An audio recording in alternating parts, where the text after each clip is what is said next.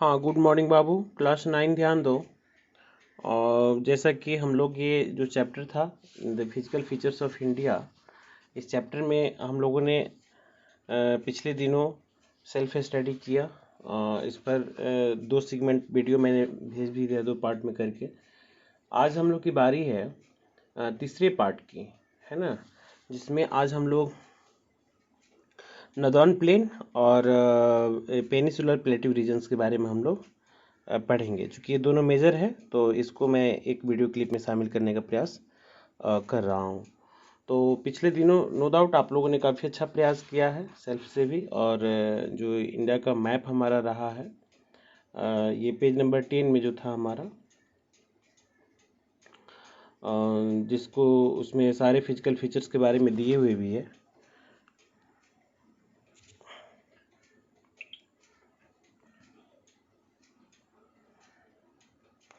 तो यहाँ देखो, नदर्न प्लेन्स के बारे में जो चर्चा जिक्र कर रहा है, ये पैराग्राफ तुम्हारे सामने में है। The northern plain has been found by the interplay of the three major rivers systems, namely the Indus, Ganga and Brahmaputra, along with their tributaries, है ना। यानी कि जो हिमालयन क्षेत्र से निकलने वाली जो प्रमुख नदियां हैं, इसको मैंने अंडरलाइन भी कर दिया है, जिसमें सिंधु हो गई, गंगा हो गई और अब ब्रह्मपुत्रा। चूँकि इसके तीनों नदियों का ओरिजिन हमारा हिमालयन क्षेत्र ही है, जिसमें इंडस और ब्रह्मपुत्रा तुम्हारा मानसरोवर झील है और गंगा का हमारा ओरिजिन गंगोत्री है। ठीक है। तो इसके अलावा इसकी और भी जो सहायक नदियां हमारी है, ये मिल करके ना इतने बड़े मैदानी क्षेत्रों का हमारा निर्माण किया है, जिसमें ये जिक्र कर रहा है कि this plain is formed of alluvial soil. The deposition of alluvial soil, vast basin lying at the foothills of the Himalayan over millions of years formed the fertile plain. It means that कि इसमें कह रहा है कि उपजाऊ मैदानी क्षेत्रों का जो हमारा ये निर्माण हुआ है लाखों सालों में, हिमालय की जो आसपास के बड़े बेसिन्स में जो जलोढ़ की जो मिट्टी का निक्षेपण हुआ है ना, डिप्लेशन का मतलब निक्षेपण यहाँ होता है, जिसमें इस उपजाऊ भूमि का निर्माण हुआ है, जिसका विस्तार जो है 7 लाख स्क्वायर किलोमीटर के आसपास में माना जाता है। यह मैदान तकरीबन 2400 किलोमीटर लंबा और ये 240 से 320 किलोमीटर के आसपास में तुम्हारा चौड़ा भी है।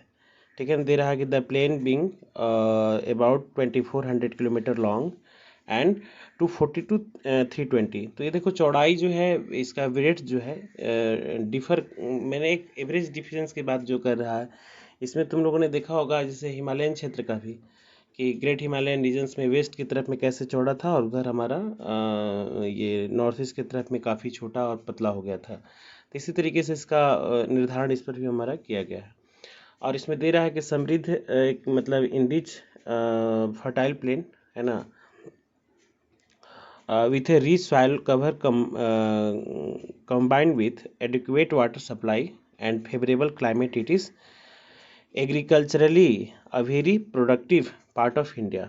जैसा तुम्हें पता होगा कि जो जनसंख्या का हमारा जो घनत्व होता है, ये बहुत हद तक डिपेंड करता है कि वहाँ पर फर्टाइल सॉइल है कि नहीं है, पर्याप्त जल है कि नहीं है, और वहाँ की जो क्लाइमेटिक कंडीशंस है वो लाइफ को सरवाइव करने का अनुकूल है कि नहीं है। और इन तमाम प्रकार की जो गतिविधियाँ, जो एडेप्टेशन की जो चर्चा कर रहे हैं, ये सब मिलजुल करके ना हमारा कृषि के अनुकूल माहौल को पैदा करता है, जिसमें हम इंसान की जो मानव ज़रूरतों का लगभग जो फूड के लिए जो हम प्लांट पर डिपेंडेंट रहते हैं, इसकी हमारी फुलफिल। चूँकि मैंने तुमको पिछले क्लासेस में जब भी मैं कहीं पढ़ाया हूँ, उसमें हम लोगों ने इस पर चर्चा किया है कि मानव ज़रूरतों का 90% से ज़्यादा ज़रूरत पूर्ति हमारी प्लांट किंगडम से होती है, चाहे वन क्षेत्र हो, एग्रीकल्चरल एरिया हो, ये हद तक डिपेंड करता है। फ्लैश पर हम बहुत कम डिपेंडेंट रहते हैं। तो ये तमाम जो ये हमारे माहौल हैं, जो ये पैदा करते हैं, जो दिखाई दे रहे हैं, जो जनसंख्या घनत्व का एक बहुत बड़ा हमारा कारण है। जैसे पिछले दिनों एंसेंट हिस्ट्री में भी तुम लोगों ने पढ़ा था कि जैसे पुरानी जितनी भी सभ्यताएं विकसित हमारी होती थी, प्रायः वो नदियों के किनारे विकसित होती थी, जिसको नदी घाटी सभ्यता भी हम लोग कहते हैं, जिसमें सिंधु का नाम आता है, मेसोपोटामिया जिसको जल मध्य हम लोग कहते हैं, है ना। ऐसा इसमें दे रहा है कि तो हाँ, इसमें जो जल क्षेत्रों के आसपास में जो सभ्यताएं विकसित होने का एक सबसे बड़ा कारण हमारा यही था कि जल क्षेत्र और वहाँ के क्लाइमेटिक कंडीशंस बेहतर होते थे। और ये पूरे नदर्न पार्ट में, जहाँ पे फर्टाइल प्लेन की हम चर्चा कर रहे हैं, ये 2400 किलोमीटर लंबा और 320 किलोमीटर चौड़ा के आसपास का जो रीजन हमारा है, आप पेज नंबर 10 में जो तुम्हारा ये फिजिकल फीचर्स पार्ट 2 जो है ना, इसको तुम देख सकते हो। नदर्न ग्रेट प्लेन के बारे में बहुत बड़ा क्षेत्र तुम्हारा बना हुआ है, उसको कंसल्ट कर लीजिएगा आप, ठीक है।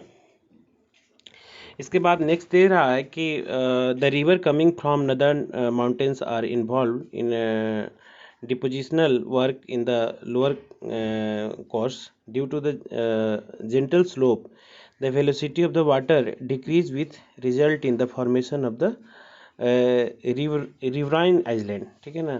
कह रहा है कि ये उत्तर के पहाड़ी क्षेत्रों से आने वाली जो नदियाँ होती है, निक्षेपण का कार्य करती है, और अपने निचले हिस्सों में जहाँ कम ढाल का क्षेत्र होता है वहाँ पर नदी की गति काफ़ी कम हो जाती है, जिसके कारण नदियों द्वीपों का निर्माण हमारा होता है। ये नदियाँ अपने निचले हिस्से में गाद एकत्र हो जाने के कारण बहुत सी धाराओं में बंट जाती है, और इन धाराओं को, है ना, बित्रिका कहा जाता है। हिंदी में इसको ना बित्रिका कहा जाता है, ठीक है। देखो यहाँ पर जिसको हम लोग द्वीप भी कहेंगे एक तरीके का, ठीक है ना। इसमें डू यू नो के बारे में दे रहा है, जिसमें ब्रह्मपुत्रा नदी में स्थित जो माजुली विश्व का सबसे बड़ा नदी द्वीप है, जहाँ पर लोगों का रहना भी होता है हमारा, ठीक है। Majuli in the Brahmaputra reverse is the largest in habitat, है ना, riverine island in the world. ये डेल्टा टाइप का ही क्षेत्र हमारा बनता है, लेकिन द्वीप हमारा कहते हैं चारों तरफ से जो पानी से घिर जाता है। डेल्टा तो हो गया कि मतलब बीच में एक छोटा पार्ट हो गया, दो तरफ से नदी आगे की तरफ में निकल गई, तो वो भी कहो चारों तरफ से ही पानी से घिराई में प्रतीत होता है, लेकिन आइलैंड्स का कंसेप्ट थोड़ा सा बड़े और वाइड संदर्भ में हमारा होता है, ठीक है। इसके बाद में जो देखो ये दोआब की जिक्र कर रहा है, इसी तरीके से पंजाब भी है। डू यू नो, हम इसको भी जिक्र कर दो। दोआब का जो अभिप्राय हमारा होता है, दोनों नदियों के बीच का भाग हमारा होता है, ठीक है ना। जैसे कि दो नदियां हैं, उसके बीच का जो क्षेत्र हमारा होता है, इसको हम लोग दोआब कहते हैं। दोआब दो शब्दों से मिलकर के बना हुआ है, दो तथा आब अर्थात पानी, आब का मतलब पानी होता है। इसी तरह पंजाब भी दो शब्दों से मिलकर बना है, पंज का अर्थ पाँच तथा आब का अर्थ होता है पानी, यानी कि 5 क्षेत्रों से। और तुम्हें पता होना चाहिए, पंजाब के बारे में तुमको पता होगा, या जल प्रबंधन की एक पॉलिसी हम कह सकते हैं इसको। दोआब और पंजाब रीजन में ये ऐसे क्षेत्रों में जो अगर पानी का उचित प्रबंधन करके इरिगेशनल फैसिलिटी को इम्प्रूव किया जाए, तो बहुत हद तक, है ना, एग्रीकल्चरल वर्क को हम प्रमोट कर सकते हैं। और पंजाब में हरियाणा के क्षेत्रों में ये सब ये भूमि सुधार आंदोलन चले, जिसमें बहुत सारे फार्म हाउस विकसित किए गए और पानी का उचित प्रबंधन किया गया है। नतीजा ये है कि पंजाब एक छोटा सा राज्य है जिसको भारत का अन्नागार कहा जाता है। वो इतनी प्रोडक्शन वहाँ पर होती है, चावल और मल्टीग्रेन्स जो भी हमारे फूड आइटम्स होते हैं, इसका इतना ज़्यादा बड़े स्तर पर प्रोडक्शन होता है कि एक अकेला छोटा सा राज्य भारत के अन्नागार के तौर पर जाना जाता है हमारा, ठीक है।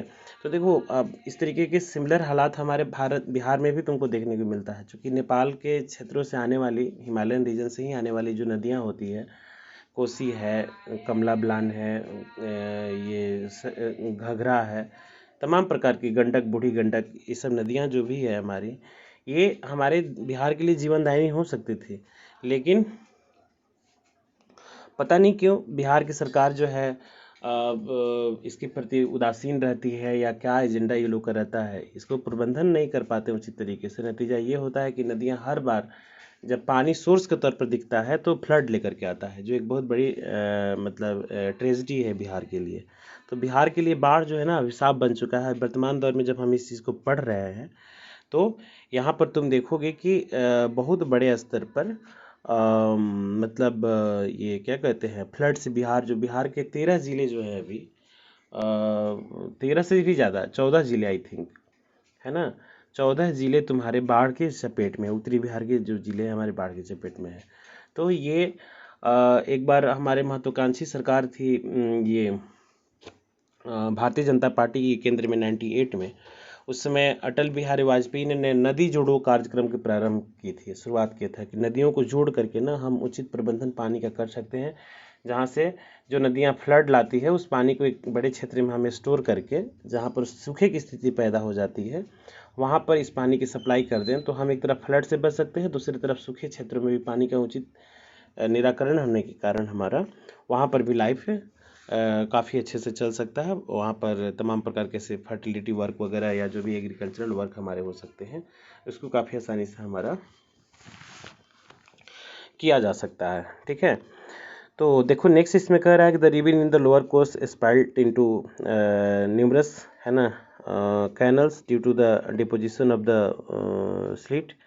कह रहा है कि ये उत्तरी मैदान के समानांतर पर 3 वर्गों में विभाजित किया गया, जिसमें उत्तरी मैदान से पश्चिमी हिस्सों को पंजाब का मैदान कहा जाता है। सिंधु तथा उसकी सहायक नदियों के द्वारा northern plains are broadly divided into 3 major sections. The western part of the northern plain is referred to the Punjab. पश्चिम के क्षेत्रों को हम लोग पंजाब की भूमि के नाम से ही जानते हैं।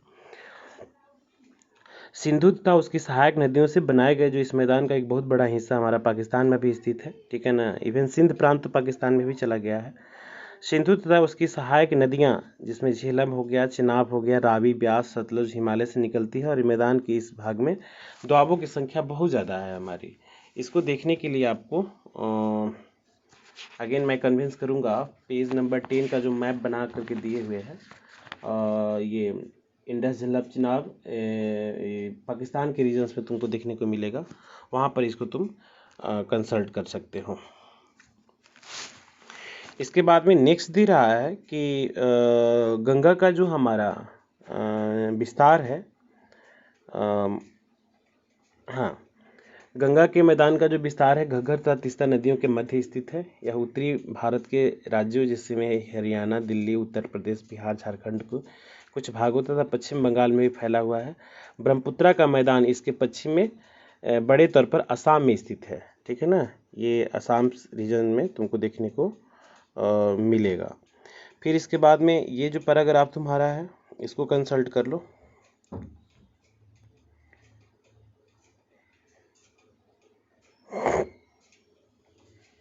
हाँ, इसमें दे रहा है कि उत्तरी मैदान की जो क्षेत्र हैं उसके जो ये कंटूरिंग फैक्टर को चर्चा कर रहा है यहाँ पर कि नॉर्दर्न प्लेन्स आर जनरली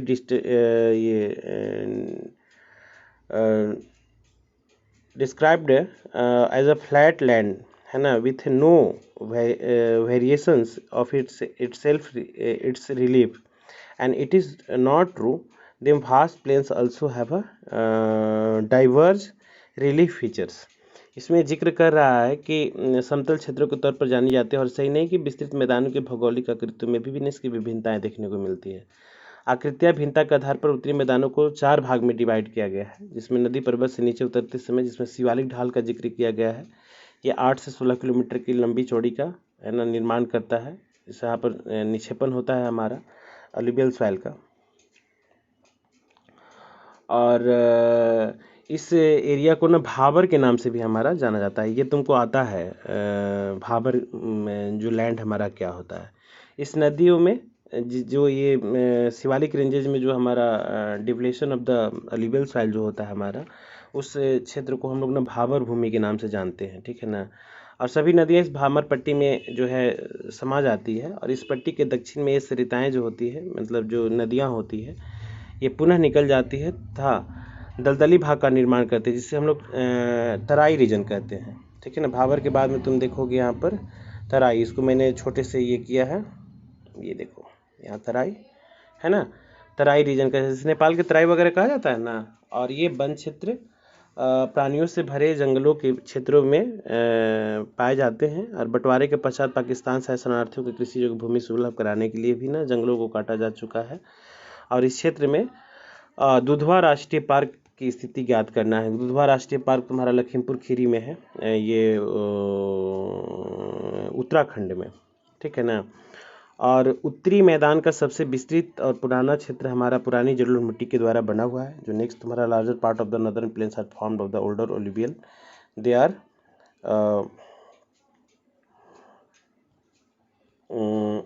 है ना, they are above the flood plains of the rivers of the present traces like a features. This part is known as a bhabar. एकारा के उत्तरी मैदान का सबसे विस्तृत क्षेत्र जो हमारा पुराना जलोढ़ मिट्टी से बना हुआ है और ये नदियों के बाढ़ वाले मैदानों के ऊपर स्थित है तथा इसकी आकृति जो होती है उसको बेदी के समान होती है और हिस्से को ना हम लोग भांगर के नाम से जानते हैं। भांगर जो पुरानी जो लिवियल सॉइल हमारी होती है ना, उस मिट्टी को हम लोग ना भांगर कहते हैं। ठीक है, इसके बाद में तुम्हारा खादर भी है। देखो यहाँ पर दे रहा है कि this soil in this regions contains, है ना, कैलक्रस, है ना, depositions locally known as kankar. ये कह रहा है कि इस क्षेत्र में मृदा में चूनेदार निक्षेप पाए जाते हैं और स्थानीय भाषा में इसे कंकड़ भी कहा जाता है।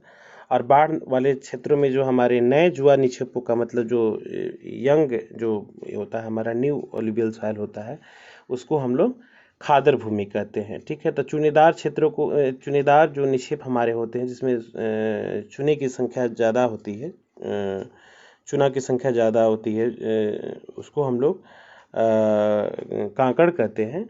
और जो हमारा न्यू एलुवियल सॉइल होता है उसको हम लोग खादर कहते हैं। पुरानी मिट्टी को भांगर कहते हैं। और भाबर क्षेत्र तो तुमने देखा ही, जहाँ पर शिवालिक रेंजेज में जो 8 से 16 किलोमीटर लंबी जो ये depletion of the alluvial soil होता है उसको हम लोग ना भाबर कहते हैं। और दे रहा है कि इसका तकरीबन प्रत्येक वर्ष निर्माण होता है और उपजाई होते हैं तथा गहन खेती के हेतु आदर्श हमारी होती है। जहाँ पर टाल भूमि में तुम लोग भी देखोगे जहाँ पानी में मिट्टी जो है 4 महीने 5 महीने 6 महीने तक डूबी रहती है, वहाँ पर प्रायः हमारे न्यू एलुवियल सॉइल यानी कि खादर मिट्टी का आना हमारा होता है, जो काफ़ी फर्टाइल होती है, रबी फसलों के लिए काफ़ी अनुकूल हमारी होती है। ठीक है, ऐसे खरीफ फसल भी उत्पादन किए जाते हैं लेकिन ज़्यादा उस मिट्टी में रबी फसलों का उत्पादन बड़े स्तर पर हमारा देखने को मिलता है। आपने अगर पढ़ा होगा पेनिसुलर प्लेटिव रीजन्स, तो मैं यहाँ पर इसको ब्रीफ कर रहा हूँ पेनिसुलर प्लेटिव रीजन्स के बारे में। ये इस सेगमेंट को तुम लोग देख लो और अपने बुक में तो आपने पढ़ा होगा, देखा समझा होगा, और उसको मैं ब्रीफिंग ही कर रहा हूँ ताकि आपकी सुविधा के लिए बहुत ज़रूरी है। तो इसको गौर से देखना है, समझना है। जो पढ़े होंगे उनको खूब अच्छे से समझ में आएगा, मैं बार बार ये बताता हूँ। जो नहीं पढ़े होंगे दोबारा पढ़ेंगे इसको। ठीक है, हाँ देखो नेक्स्ट में इसका है प्रायद्वीपीय पठार रीजन्स। ये तुम्हारा इस मैप में चला जाएगा तुम्हारा 3 नंबर में, जहाँ पर डेक्कन प्लेटिव रीजन्स और उसके आसपास के मालवाज वगैरह सब क्षेत्रों को शामिल किया गया है। ठीक है, तो देखो ये दे रहा है कि the peninsular plateau is a table land compose on the old crystallines and igneous and the metamorphic rocks, and it was form due to the breaking and, है ना, drifting of the Gondwana land and thus making it part of the oldest land masses, है ना। The plateau has broad and shallow valley and rounded hills. This plateau consists of the two broad divisions, namely the Central Highlands and the Deccan Plateau. ठीक है, इसमें दे रहा है कि प्रायद्वीपीय पठार जो होता है एक टेबल लैंड यानी कि तुम्हारी मेज की आकृति का हमारा होता है, स्थल बना हुआ होता है, जो पुराने क्रिस्टलीय जो हमारे ये हैं, जिसमें जूनियर क्लासेस में तुम लोगों ने पढ़ा था कि एग्नेस रॉक से हमारा डेक्कन प्लेटियो वगैरह बना हुआ है। तो अग्नेयता रूपांतरित शैलों से निर्मित है। यह गोंडवाना भूमि के टूटने से और अब इसका प्रवाह के बड़े कारणों के कारण यह प्राचीनतम भूभाग का एक भाग है। और इस पठारी भागों में चौड़ी तथा छिछली घाटियां तथा गोलाकार पहाड़ियां पाई जाती है। इस पठार के 2 हिस्से हैं, ठीक है ना। पहला है मध्य उच्च भूमि तथा दूसरा है हमारा डेक्कन का पठार। ठीक है, नर्मदा नदी के उत्तर में यानी कि मध्य प्रदेश वाले क्षेत्रों में तुम देखोगे उत्तर की तरफ यानी कि ऊपर जाइएगा आप, तो उस प्रायद्वीपीय भाग का पठार का वह भाग जो होता है मालवा के पठार के नाम से हमारा जाना जाता है। ठीक है, इसमें दिए हुए भी है मालवा प्लेट्यू, है ना। Malwa plateau is known as the central highlands. ठीक है, और मालवा भूमि हो गया। इस पठार के 2 हिस्से हैं जिसमें मालवा के पठार ज़्यादातर क्षेत्र में विस्तारित है, उसे मध्य उच्च भूमि के नाम से भी हमारा जाना जाता है। विंध्य श्रृंखला जो दक्षिण में यानी कि उसके नीचे तरफ हम बढ़ेंगे, विंध्य क्षेत्र के नीचे में विंध्य क्षेत्र जो होता है, विंध्य कमर को भी कहा जाता है, इसलिए विंध्य और विंध्याचल नाम भी उसका है हमारा। तो कमर के जो नीचे का पार्ट और ऊपर का पार्ट लगभग इक्विवेलेंट होता है, तो वही विंध्य पर्वत ही ना उत्तर भारत और दक्षिण भारत का फॉर्मेशन हमारी करती है ये फिजिकल फीचर्स में जब तुम इसको देखोगे तो दे रहा है कि मध्य उच्च भूमि तथा उत्तर पश्चिम में अरावली से घिरी हुई है और पश्चिम में यह राजस्थान के बालू या पथरीले मरुस्थल में भी मिल जाती है। इस क्षेत्र में बहने वाली नदियों में चंबल है, सिंध है, बेतवा है तथा केन है।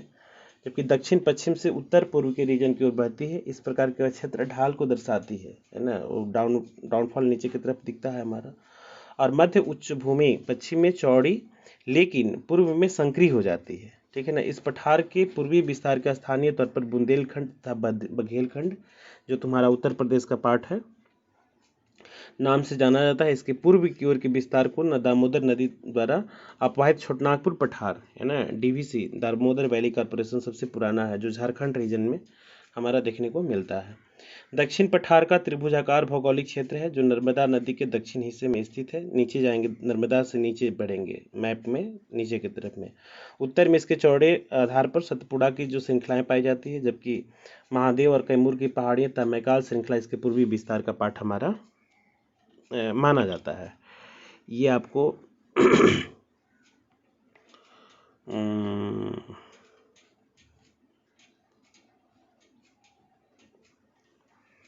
यहाँ देख सकते हो, ठीक है ना। ये सबको मैंने अंडरलाइन कर दिया है, ठीक है ना। तो इसमें कह रहा है कि भारत के भौतिक मानचित्र में इन पहाड़ियों की श्रृंखलाओं की स्थिति का अवलोकन आपको करना चाहिए। तो मैप कंसल्ट करोगे तो सारा कुछ पता चल ही जाएगा। तो इधर दक्षिण के पठार का पश्चिम का जो ऊंचा और पूर्व की तरफ कम ढाल वाला क्षेत्र है, और पठार का एक हिस्सा उत्तर पूर्व में भी देखा जाता है, जिसे स्थानीय रूप से मेघालय तथा कार्बी आंगलान पठार के नाम से भी हमारा जाना जाता है, ठीक है ना। इसके बाद में नेक्स्ट है, यह छोटनागपुर रीजन से थोड़ा अलग ही इसको माना जाता है, और पश्चिम से पूर्व की उत्तरी तीन हमारी महत्वपूर्ण श्रृंखलाएं मानी जाती है, जिसमें गारो, खासी और जयंतियाँ।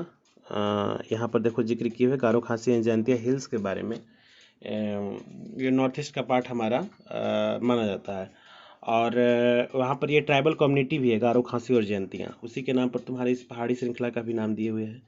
दक्षिण के पठार के पूर्वी तथा पश्चिमी सिरों पर क्रमशः पूर्वी और पश्चिमी घाट स्थित है, जिसमें पश्चिमी घाट पश्चिमी तट के समानांतर स्थित है। आप मैप में देखना, उसमें पूर्वी घाट और पश्चिमी घाट के बारे में जिक्र किया है, जो कोस्टल प्लेन के आसपास में दिखाई देता है तुम्हारा। और पश्चिमी घाट पश्चिमी तट के समानांतर ही सतत उन्हें सिर्फ दर्रों के द्वारा ही पार किया जा सकता है। और भारत के भौतिक मानचित्र में, जिसमें थाल घाट, भोर घाट और पाल घाट की स्थिति का आकलन करने के लिए तुमसे कह रहा है। इसके बाद में नेक्स्ट कह रहा है, पश्चिमी घाट और पूर्वी घाट की तुलना में ऊंचे हैं। इधर का रीजन तुम्हारा दिखाई देता है ऊंचा सा। पूर्वी घाट के 600 मीटर की औसत ऊंचाई की तुलना में पश्चिमी घाट 900 से 1600 मीटर तक फैला हुआ है। ये आपको कंसल्ट यहाँ करना है, मैं इस पैराग्राफ को डील कर रहा हूँ, है ना। हाँ, ये 1600 मीटर का जो रेंज तुमको दिखाई दे रहा है, 900 से 1600 का, और दे रहा है कि महानदी घाटी से दक्षिण में नीलगिरी तक इसका विस्तार है। और पूर्वी घाट का विस्तार सतत नहीं है, मतलब कंटिन्यूअसली नहीं दिखाई देता है, ये इरेगुलर है, और बंगाल की खाड़ी में गिरने वाली नदियों ने इनको काट दिया है। और पश्चिमी घाट में पर्वतीय वर्षा होती है। इस वर्षा घाट के पश्चिमी ढाल पर जो मॉइस्चर्स जो एयर हमारे होते हैं, टकराकर ऊपर को उठती है, और पश्चिमी घाट के भिन्न भिन्न स्थानों में नमी की मात्रा पाई जाती है। पश्चिमी घाट की ऊंचाई उत्तर से दक्षिण की तरफ बढ़ाई जाती है, और इस भाग के शिखर ऊंचे हैं, जिसमें अनाईमुड्डी सबसे ज़्यादा है, तुम्हारा 2695 मीटर। इसको मैं यहाँ पर अंडरलाइन ऑलरेडी कर दिया हूँ मैंने, अनाईमुड्डी का, ठीक है ना। तथा डोडा बेटा है ना, 2633 मीटर। और पूर्वी घाट की सबसे ऊंची शिखर हमारी महेंद्रगिरी है, ठीक है, 1500 मीटर का। ये हमारा पूर्वी भाग का, पश्चिमी घाट का ऊपर वाला है तुम्हारा दो, अनाईमुड्डी और डोडा बेटा, और पूर्वी घाट का हमारा महेंद्रगिरी है 1500। पूर्वी घाट के दक्षिणी पश्चिम में पूर्वी घाट के जो दक्षिण पश्चिम के एरिया जो हमारा है, एक मिनट, हाँ, पूर्वी घाट का जो दक्षिण पश्चिम में जो एरिया है, उसको शिवराय और जवेडी की पहाड़ियों स्थित है। उडमंगलम, जिसे ऊटी के नाम से भी जाना जाता है, कोडाईकनाल जैसे विख्यात पहाड़ियों नगरों के इस मानचित्र में दिखाया गया, उसको ज्ञात करना है आपको। नेक्स्ट है तुम्हारा प्रायद्वीपीय पठार की एक विशेषता, यहाँ भी पाई जाने वाली काली मिट्टी से हुई, जिसे डेक्कन ट्रैप के नाम से भी जाना जाता है। इसकी उत्पत्ति जो है ज्वालामुखी से हुई है, और ये प्राइमरी रॉक है हमारा, जिसको अग्नेय शैल भी हम लोग कहते हैं। और वास्तव में इस शैल के समय के साथ अपरदन हुआ, जिसमें काली मिट्टी का निर्माण हुआ, और अरावली की पहाड़ियाँ प्रायद्वीपीय पठार के पश्चिमी एवं उत्तर पश्चिम किनारों पर स्थित है। ये बहुत ज़्यादा अपरदित और खंडित पहाड़ियाँ हैं और ये गुजरात से लेकर के दिल्ली तक दक्षिण पश्चिम और उत्तर पूर्वी दिशा में हमारी विस्तारित है।